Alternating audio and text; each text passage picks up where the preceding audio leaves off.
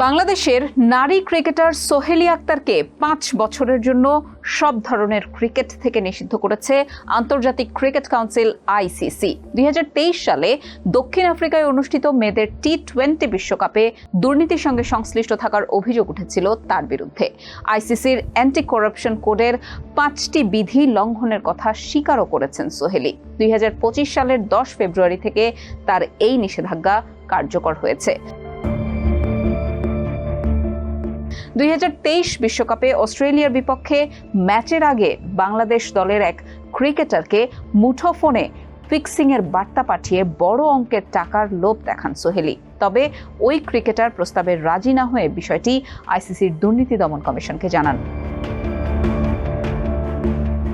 সোহেলি যে বিধিগুলো লঙ্ঘনের কথা স্বীকার করেছেন তার মধ্যে রয়েছে ধারা 2.1.1 ম্যাচ ফিক্সিং বা খেলার ফলাফল, অগ্রগতি, আচরণ বা অন্য যে কোনো দিক অনৈতিকভাবে প্রভাবিত করা বা এর সঙ্গে যুক্ত থাকা যার মধ্যে ইচ্ছাকৃতভাবে খারাপ পারফরমেন্স করাও অন্তর্ভুক্ত।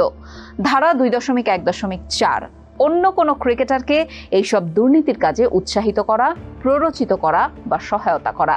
ধারা 2.4.4 আইসিসির অ্যান্টি করাপশন ইউনিট এসইইউকে কোনো দুর্নীতির প্রস্তাব বা আমন্ত্রণের তথ্য জানাতে ব্যর্থ হওয়া। ধারা 2.4.7 তদন্তে বাধা দেওয়া বা বিলম্ব ঘটানো যার মধ্যে প্রাসঙ্গিক নথিপত্র গোপন করা, বিকৃত করা বা ধ্বংস করাও অন্তর্ভুক্ত। দক্ষিণ আফ্রিকায় অনুষ্ঠিত বিশ্বকাপ চলাকালীন জাতীয় দলের বাইরে থাকা সোহেলি বিশ্বকাপ দলে থাকা এক নারী ক্রিকেটারকে স্পট ফিক্সিং এর প্রস্তাব দেন। তাদের কথোপকথনের একটি অডিও ফাঁস হলে দেশের ক্রিকেটাঙ্গনে সৃষ্টি হয় ব্যাপক আলোড়নের। বিষয়টি তৎক্ষণাৎ টিম ম্যানেজমেন্টকে জানান জাতীয় দলের ওই ক্রিকেটার। এরপর ঘটনাটি আইসিসির এসইইউকে অবহিত করে বাংলাদেশ ক্রিকেট বোর্ড।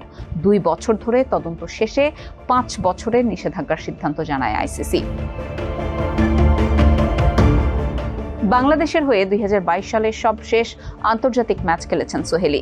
জাতীয় দলের হয়ে খেলেন 2টি টি-20 ও 13টি ওয়ানডে। ক্যারিয়ারে 11টি উইকেট নেওয়ার পাশাপাশি মাত্র 6 রান করেছেন সোহেলি আক্তার।